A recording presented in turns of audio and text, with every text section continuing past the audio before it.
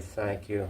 And thanks everybody for coming again tonight. And this is our last night in our wee series on origins, and you've stuck with it very well, and I appreciate you coming out, and I trust that it has been helpful to you so far. And there's some outlines floating around here. If anybody didn't get one, you may want to grab one there as we get going. Now, we're going to talk tonight about how did everything start.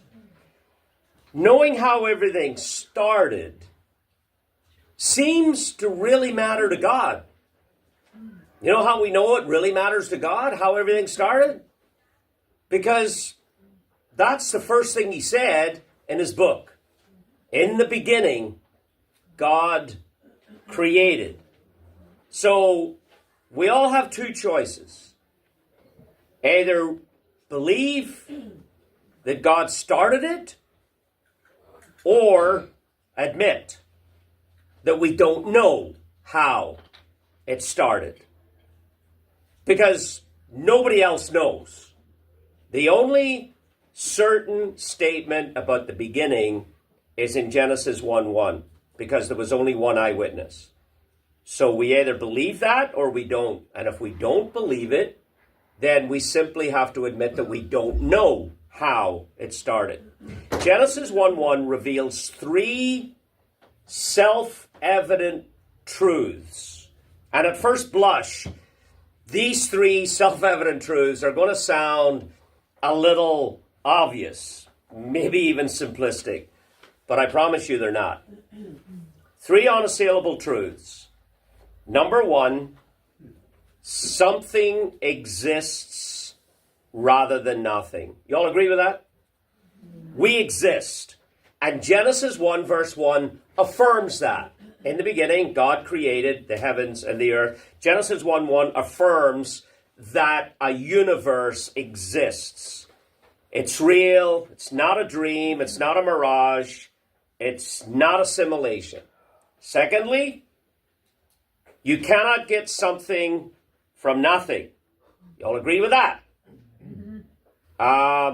We did not get here by ourselves. Genesis 1:1 does not say, in the beginning was nothing, and then became something. Genesis 1:1 says, in the beginning, somebody created everything.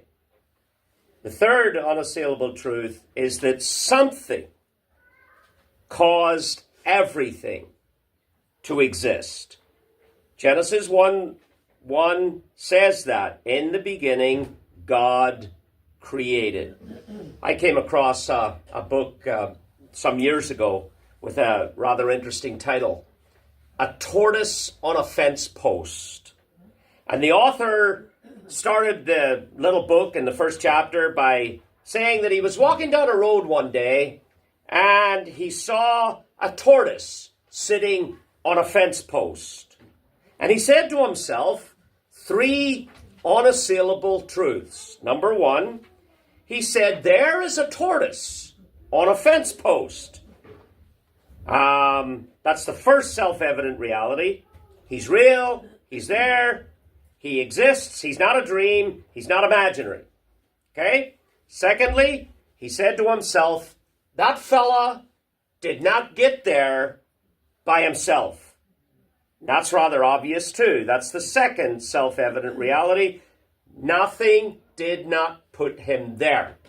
The third self-evident reality, as he looked at this tortoise, he came to the conclusion that somebody must have put him there. He did not get there by accident. Now, I say all of that just to illustrate for you that those are the same exact three self-evident, obvious truths that are found in Genesis 1, verse 1. We exist. We didn't get here by ourselves. And we didn't get here by accident. Somebody put us here. Now, any questions about that? Are we going too fast? Okay, good. So let's open these three truths up. Number one, and that's the first point in your little outline there. Number one, we exist. There's something rather than nothing. You're here. Genesis 1:1 states that. Something exists. The heavens and the earth exist. And just in case you're not sure, just in case you missed it, just take a quick look around. There's people here. You're surrounded by people. You're real. Creation is real. Give yourself a pinch. You're not dreaming. Something exists. And everything we see all around us proves that. There's people, there's grass, trees, flowers, oceans, countries, mountains, sunset, sunrise, stars, planets. We're like a tortoise on a fence post. Something is here. Now, this may seem silly to you, what I'm saying here. Some of you are thinking, Roy, this is pretty basic, bit too self-evident. Maybe you're thinking to yourself, I came tonight for this? I mean, I'm feeling dumber already. But I gotta let you in a little secret. Not everybody believes this. Some people believe life is an illusion, a dream, a computer simulation. Some people believe that we do not actually exist in reality, or that we live in the matrix. I Googled, is life real? And here's what I got. Quote, whether our surroundings are a physical universe or a projection of the mind or a complex simulation, the pain that you feel, the connections you make remain undeniably true and impactful. Genesis 1:1 states that this world and life is real. And this doubt about existence is not new. Ancient philosophers were obsessed with proving that we exist. Anybody heard of a fellow by the name of Parmenides? Parmenides was an ancient Greek philosopher, and he came up with this famous line that every first-year philosophy student has to learn: whatever is. First time I heard that, I thought, he's famous for that? That settles it. Whatever is. Things exist. They're not a mirage. They're not an illusion. Things are real.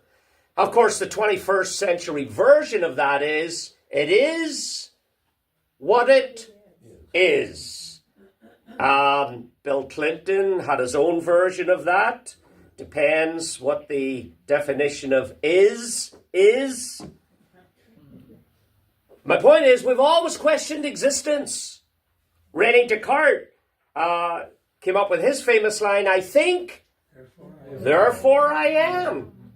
So this question of how do we know we actually exist is not a superficial question. I remember a Frank and Ernest cartoon. You remember Frank and Ernest? I don't know if they're still around, but the first panel of the Frank and Ernest cartoon, there's Frank and Ernest, and the byline at the bottom said, I think, therefore I am. And then the second panel in the cartoon had Frank and Ernest fading away and disappearing. In other words, they didn't think very much. Our existence is the most important thing about us. The very first verb declension I learned in Greek language class was the verb to be. We learned the declensions, I am, you are, he, she, is, and then the plurals, we are, they are, you are, and then the past tense declensions and the future tense declensions. I used to wonder, why is that the first declension, verb declension that we learn? Because the verb to be is the most important thing about you. It defines your existence. But anybody that doubts, if you ever run into somebody who doubts whether we are actually living in a physical universe will have trouble with Genesis 1:1. Anybody who doubts that we have a real, literal, concrete existence will have trouble with Genesis 1:1. Genesis 1:1 clearly states that in the beginning, God created the heavens and the earth. The reality of existence is baked into the cake of Genesis 1:1. So once you establish that there is something rather than nothing, the next question is, where did it all come from? How did the tortoise on the fence post get there? Because it sure didn't get there by itself. Here's the second unassailable truth from Genesis 1:1. Something cannot come from nothing. Before evolution was invented in the 1800s, the vast majority of the world's population believed one of three options regarding how the universe got here. Anybody like to take a stab at what the three options were? Or one of the three options?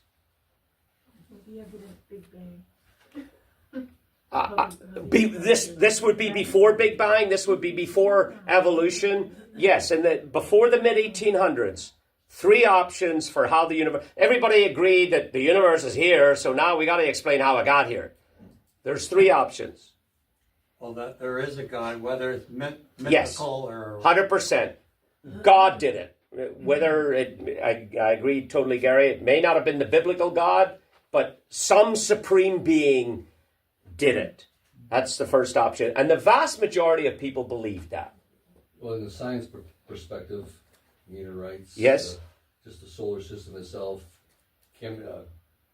chemistry, Milky Way, yes, whatever all the... Yes.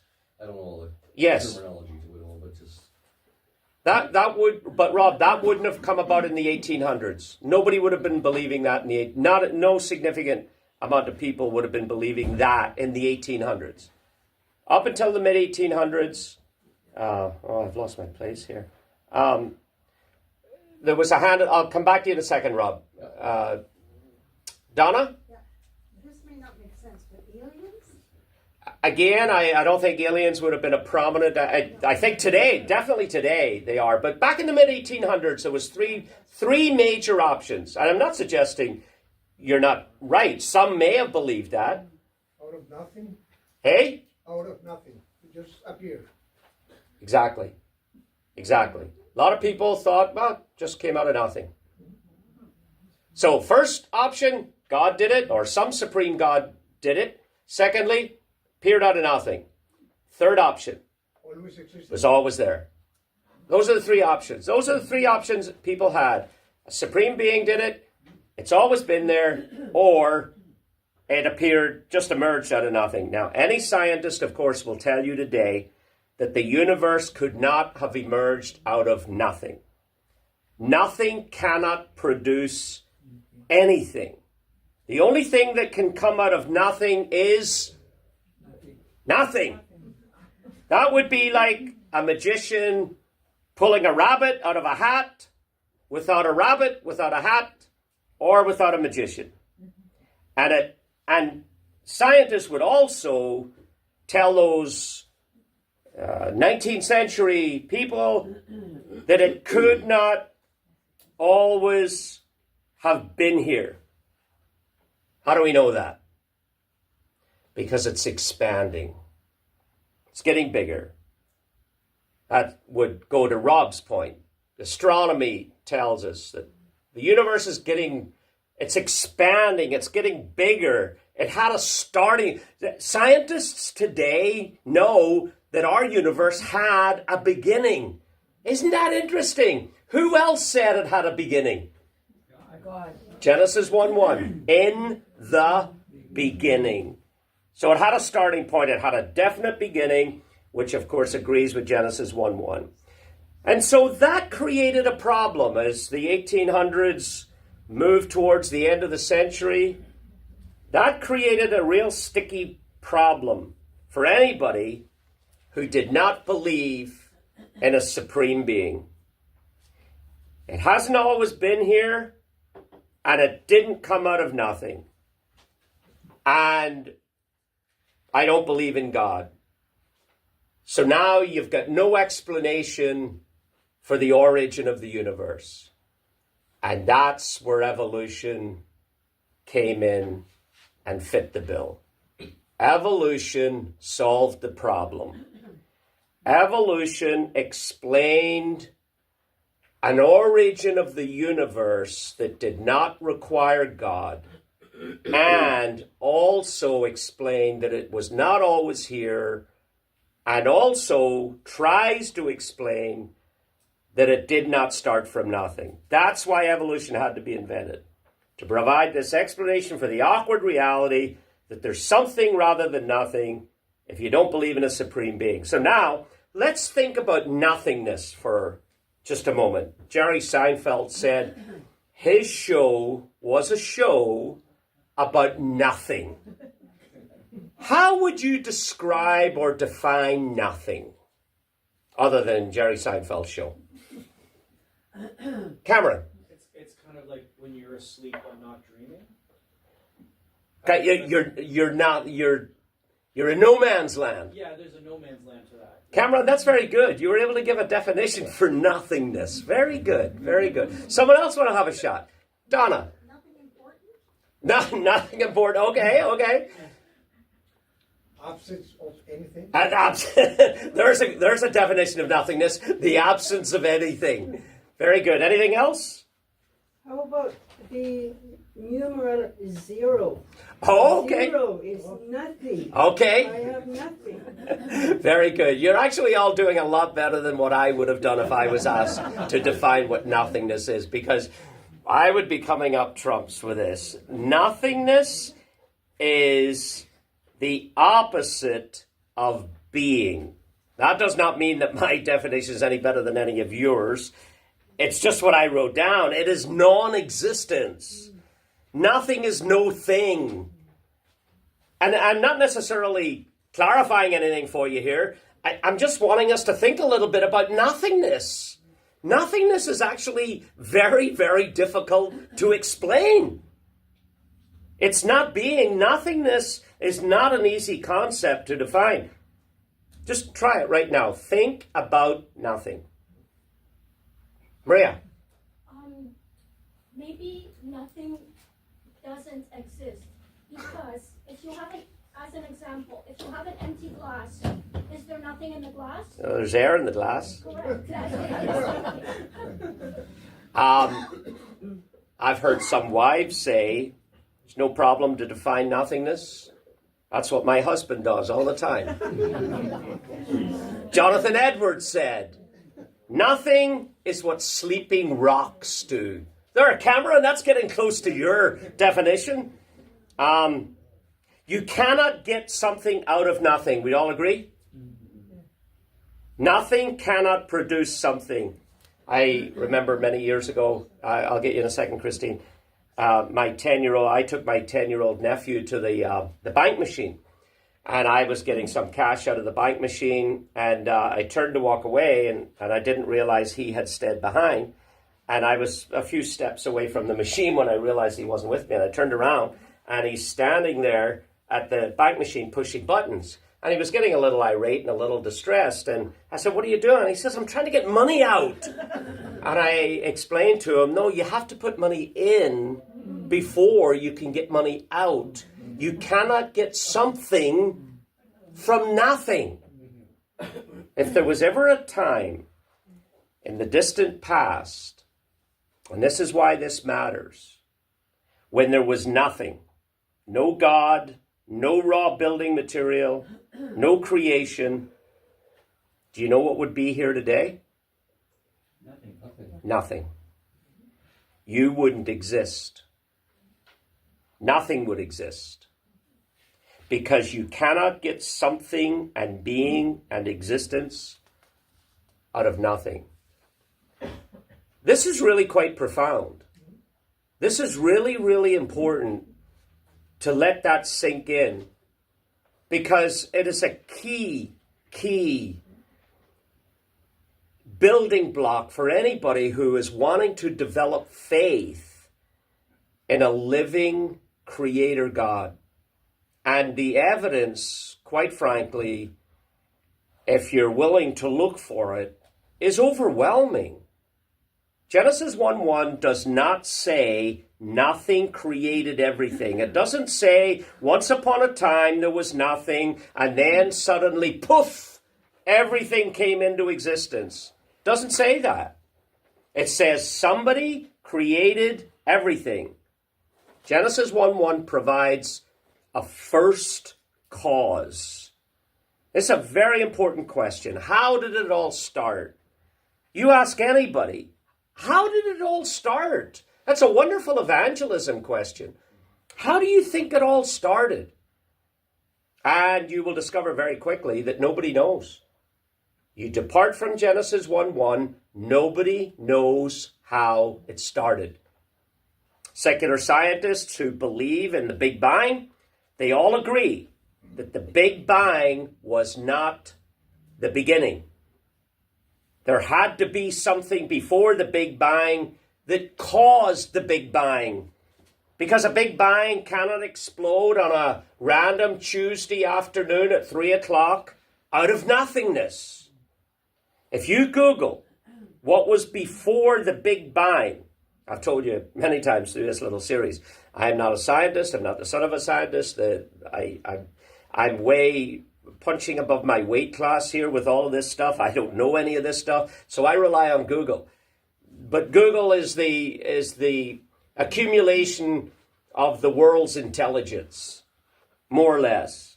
Here's what you get when you Google what was before the Big Bang. I asked Google, what was before the Big Bang? Here's what you get. Quote, before the Big Bang is a frontier of theoretical physics. In other words, nobody knows. It's theoretical. In other words, they don't know. Leading theories include, quote, the Big Bounce. Some theorists suggest that our universe is part of an infinite cycle of expansion and contraction. In this scenario, the Big Bang was a bounce, following the collapse of a previous universe. Here's another one, the singularity. Standard cosmology often points back to an initial state of infinite density and temperature, a singularity, where space and time were created, making the question before undefined. In other words, they don't know. Where everything was condensed into an infinitesimally small space, perhaps no bigger than a peach. And here's the conclusion of the matter. Quote, while nobody can directly see before the Big Bang, these models represent the best efforts to understand the universe's ultimate origins. Best efforts, best guess, nobody can see. This is a critical question. Scientists are working on it. Science community tells us we're working on it. We're working on it. And some say we will find out one of these days how it all started. They know that this is a critical question. How did it all start? Very important question. And that's why God led with it. The very first verse in the Bible, God led with this and said, here's how it all began. We have two choices. We either believe God did it, or we have to be honest with ourselves and say, I don't know how it started. Nobody knows how it started. But they know that it wasn't nothing. Now, that's how Google says the universe started. I Googled then, how did life begin? Because that's how the universe began. How did life begin? I Googled that. How did life begin on planet Earth? And here's what the accumulative weight of human intelligence speculates about how life started. With emphasis on speculates, because nobody knows. Quote, life on Earth began about 3.8 to 4 billion years ago through abiogenesis, or abiogenesis, the natural process of non-living chemical compounds transforming into self-replicating living cells. By the way, that explanation ignores the second law of thermodynamics. which says that the measure of disorder or randomness of an isolated system will always increase over time.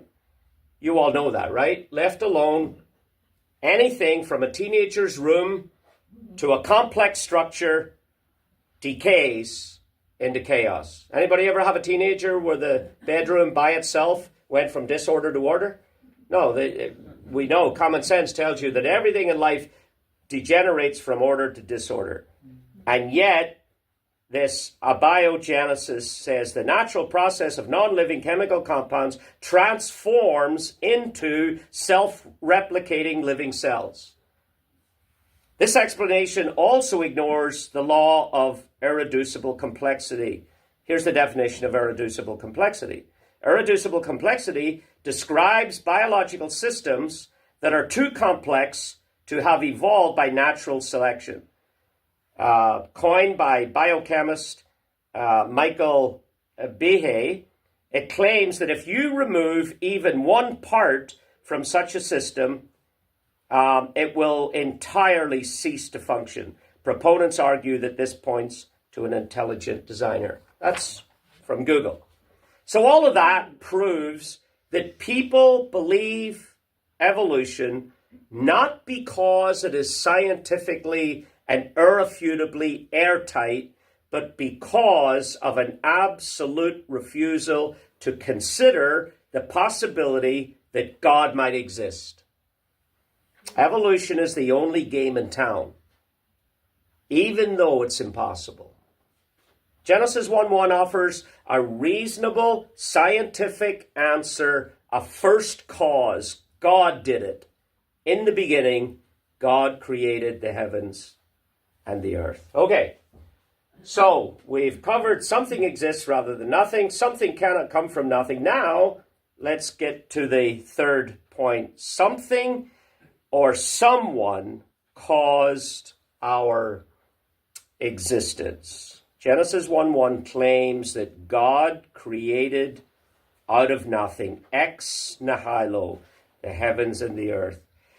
Creation is the most powerful natural proof of God's existence. We overlook this evidence for God's existence way too quickly and easily. The Bible tells us that creation is proof of God's existence, and we really ought to take it seriously. When our grandchildren come over to our house, there is proof all over the house that they have been there. There's toys on the floor. The swivel rocking chair is in the middle of the floor in order to achieve maximum spin velocity. There's food on the table. There's food on the floor. There's crafts on the table. The proof that they have been there is undeniable.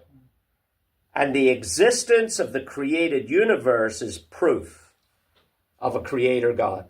How else could it have gotten there? Psalm 19 says, the heavens declare the glory of God, and the sky above proclaims his handiwork.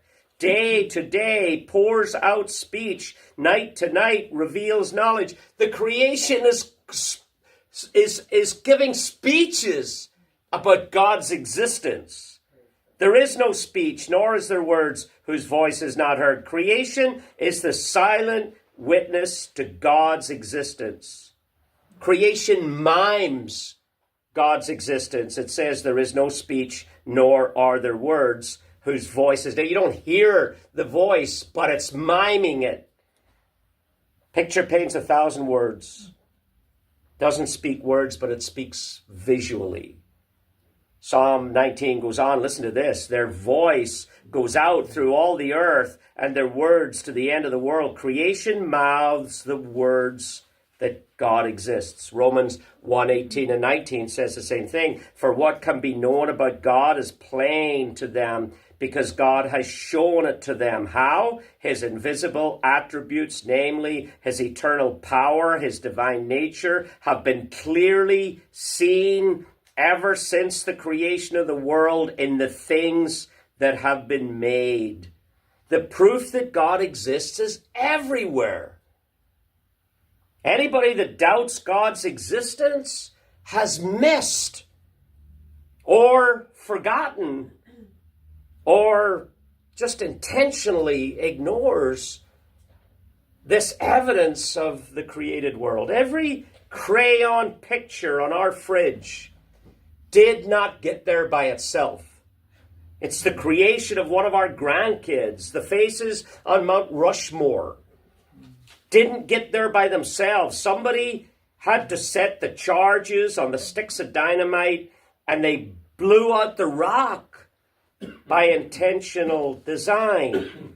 Every car has a car maker. Every watch has a watchmaker. Every cake has a baker. A well-manicured garden has a gardener. Everything in our world bears the signs of intelligent design and irrefutable proof of an intelligent designer. Proof of God's existence can be boiled down to something as simple as the existence of a pen.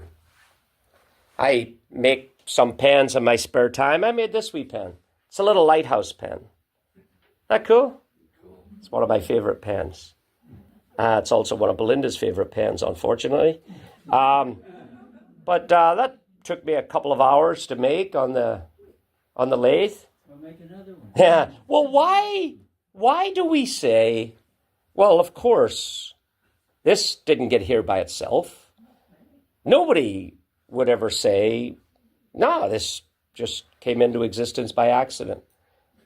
Everybody would agree, yes, somebody made this pen. And yet, we have such difficulty accepting that there has to be a created God who created all of this. That's the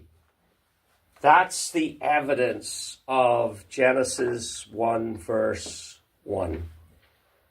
And that all then begs the question, where then did God come from? The nature of God's being is at the very heart of Genesis 1:1. You can't fully grasp the meaning of Genesis 1:1 without drilling down on who God is. This answers every child's question. Who created God? And this is where we need to think about the nature of God's being. Who is God? What's he like? Because God is not like us. God is not simply sort of a superior being in the same sort of vein as human beings. We aren't like him. The supreme being and human beings are different, not only in degree, but also in kind.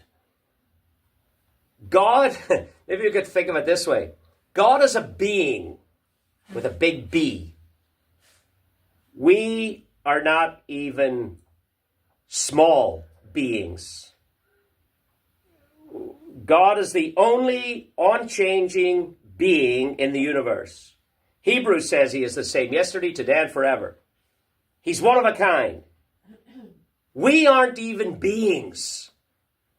Og Mandino helped me to understand this in his book. He wrote this book in 1975, The Greatest Miracle in the World.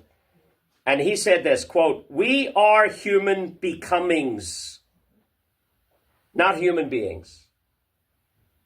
A true being is eternally existent, unchanging. We, on the other hand, are needy. We change. We're born, we fluctuate, we grow, we age, we get sick, we're vulnerable, we're insufficient. Who was it said, no man is an island? Was that done? We're fragile, we get tired, we get older, we deteriorate, we die. Only God is a true, self-existent, self-sustaining, self-sufficient, eternal, independent, unchanging, undying being. This is where we need to think about the aseity of God. The aseity of God is the first and the most important, in my estimation, of all of God's attributes. And ironically, most of us have never heard of that word. But without God's aseity, God would not exist. And without God's aseity, we would not exist. It's the most important of all of God's attributes, if we can rank them at all. The Bible says that God is perfectly self-sufficient. He needs nothing. He needs nobody. He is the only true being in the universe. Listen to this definition of God's nature in the Westminster Confession as it describes God's all-sufficiency. It doesn't use that word aseity. It uses the term all-sufficiency, but that's what aseity means.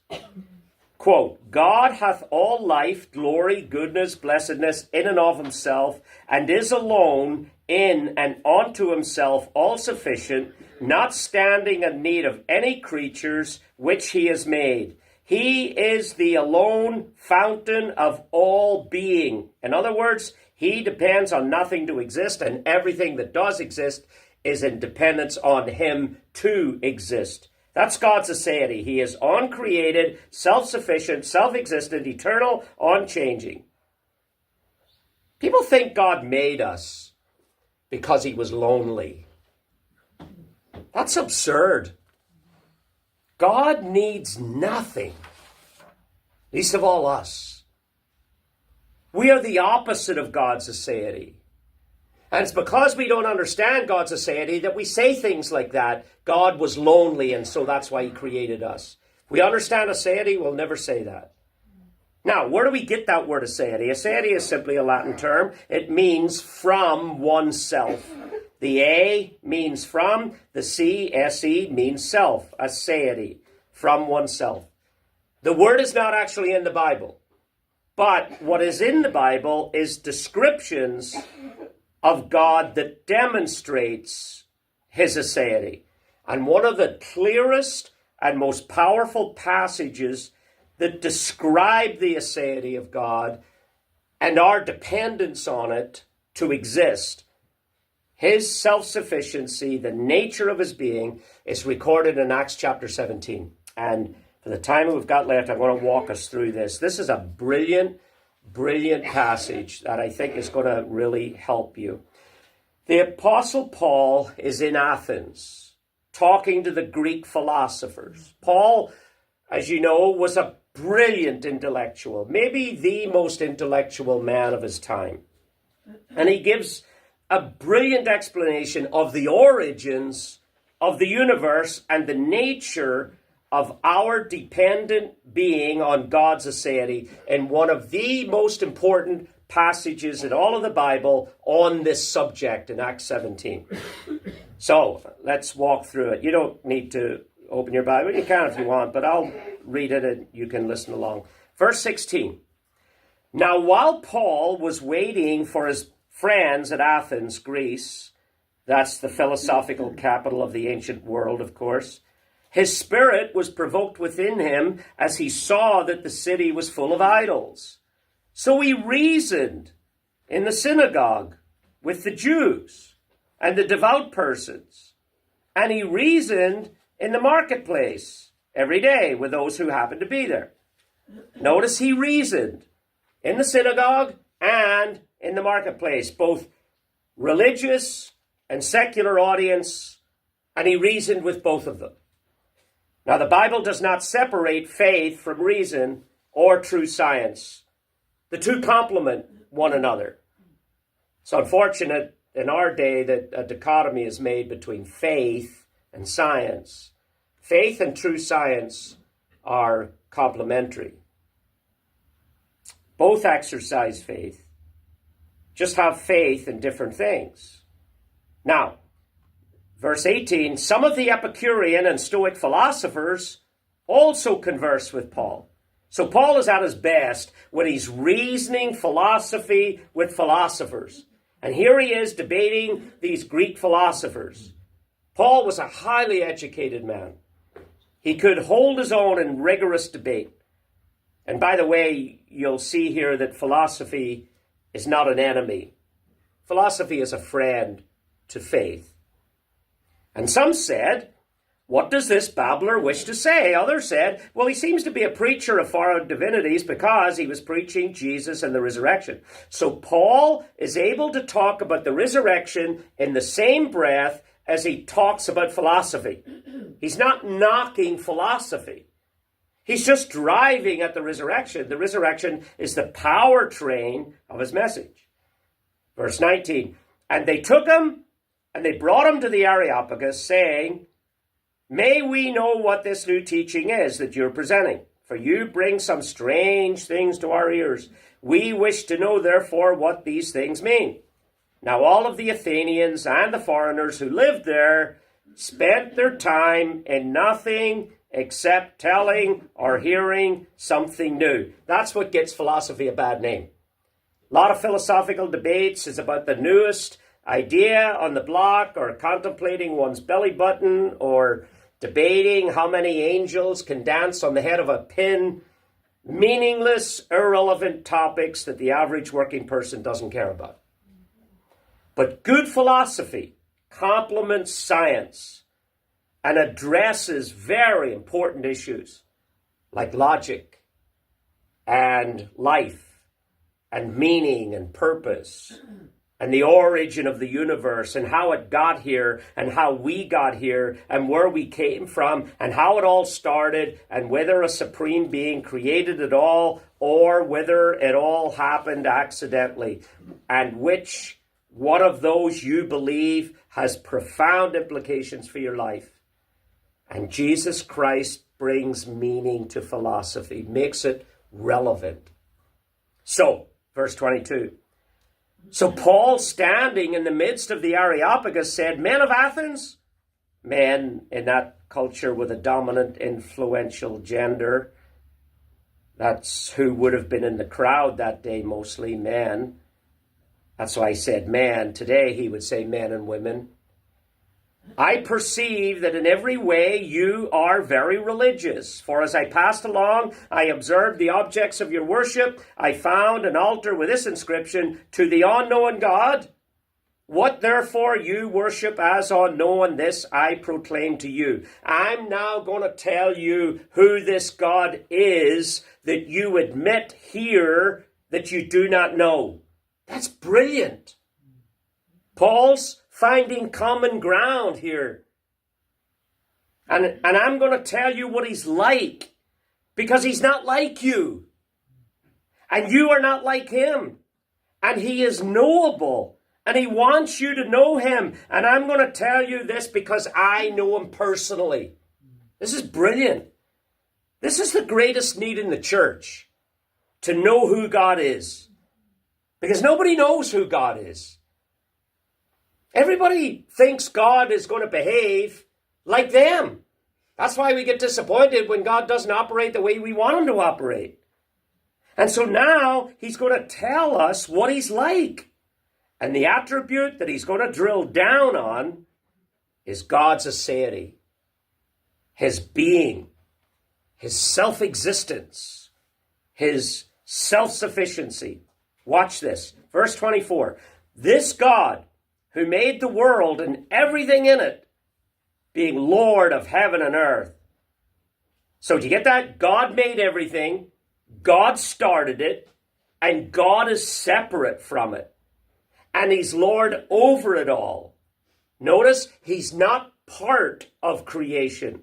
Because a lot of people make that mistake. They think God is the creation.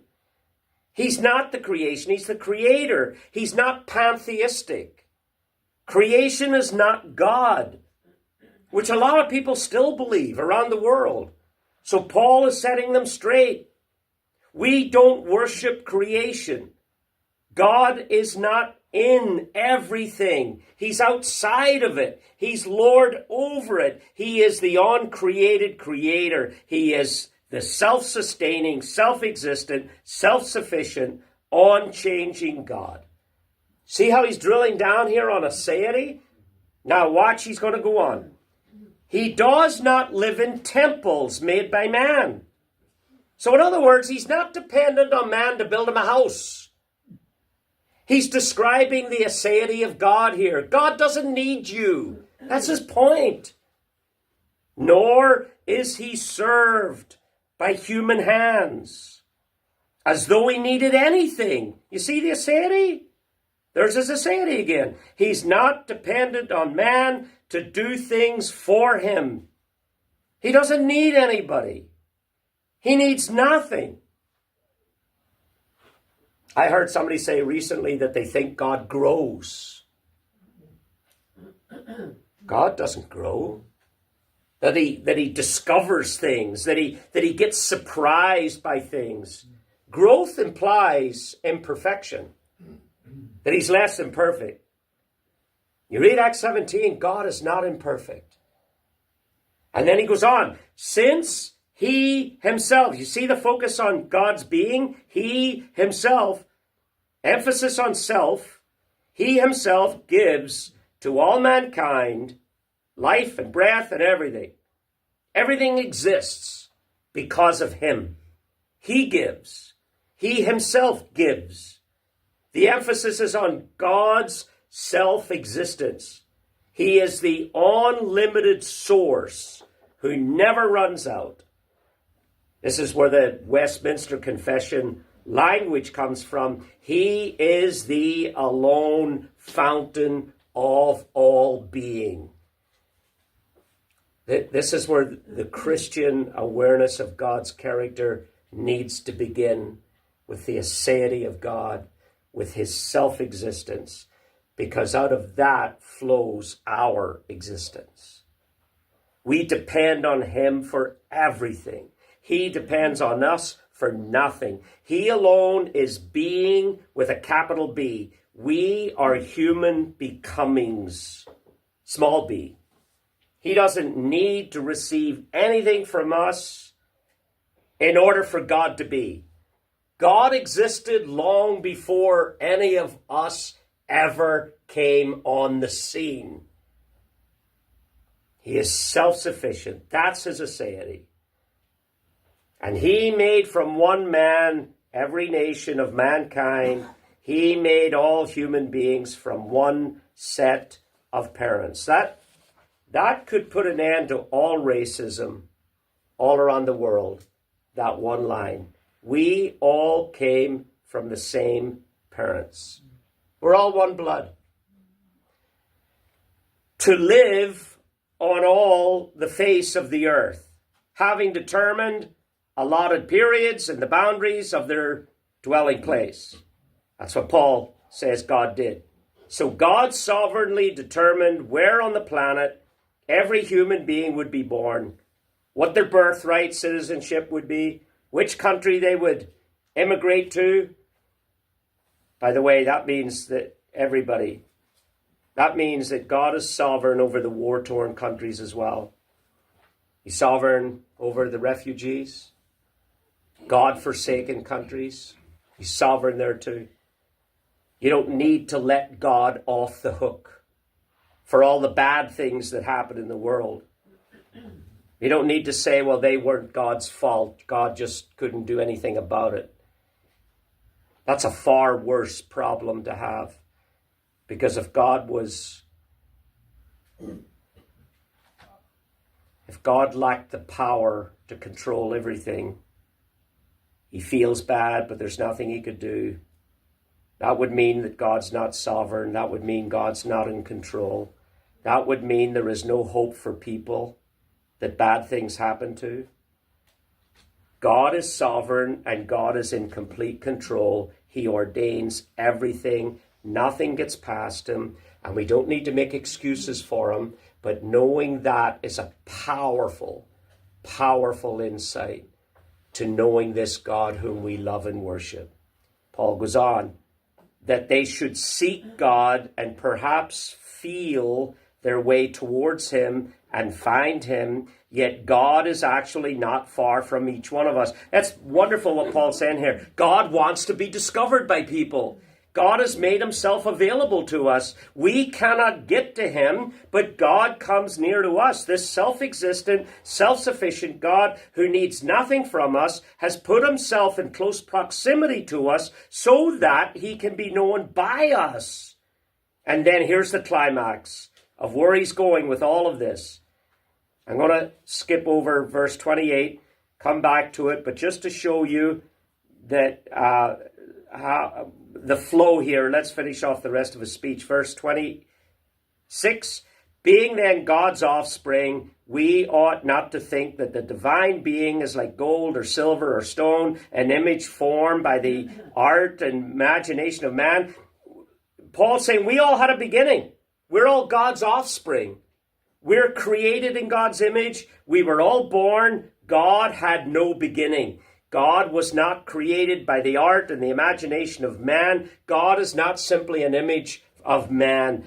He's referring to all of these idols all over the place. When you read Genesis 1:1, you ought not to think that you can plug in your own personally invented image of your own God for the one true self-sufficient God who created the universe. Then he says, the times of ignorance God overlooked, but now he commands all people everywhere to repent, because he has fixed a day on which he will judge the world in righteousness by a man whom he has appointed, and of this he has given assurance to all by raising him from the dead. Before Jesus came, people had a disadvantage. But since the resurrection, there's no excuse.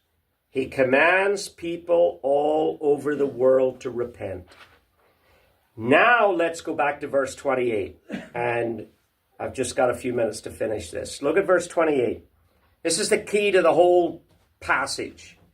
For in him we live and move and have our being.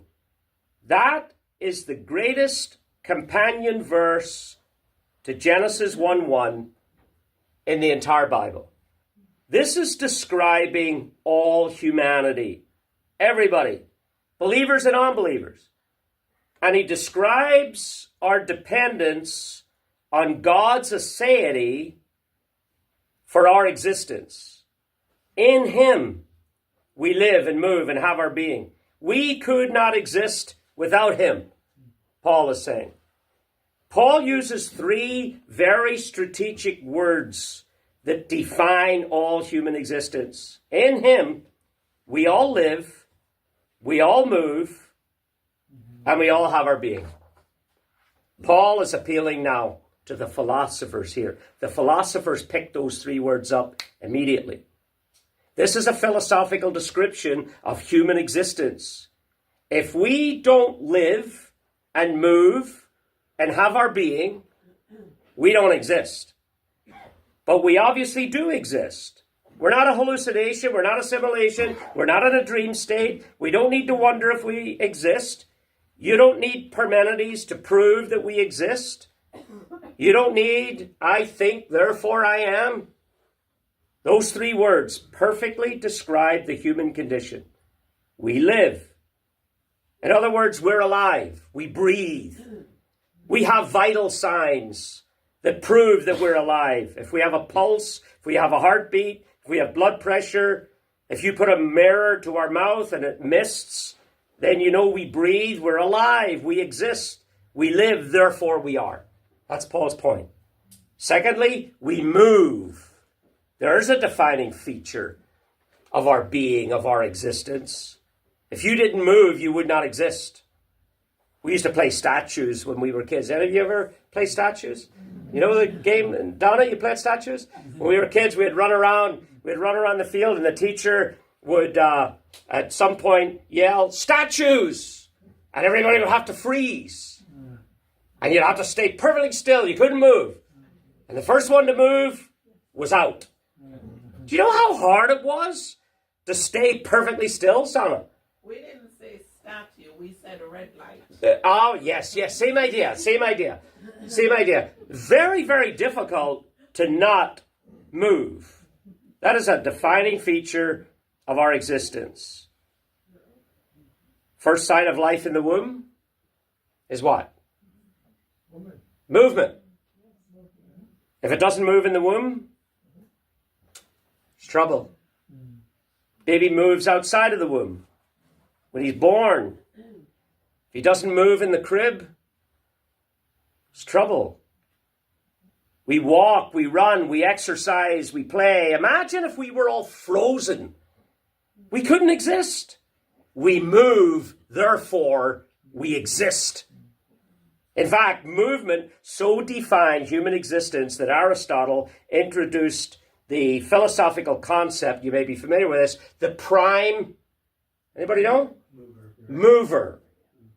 The prime mover. Why would he use that term?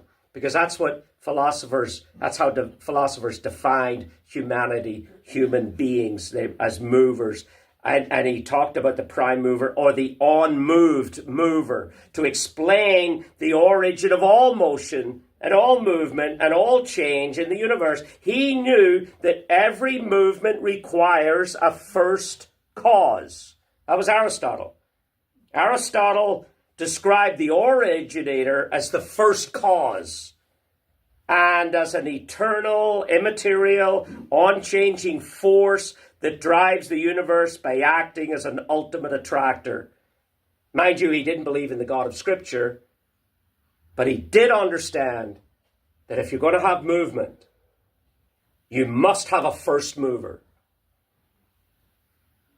Something cannot come from nothing.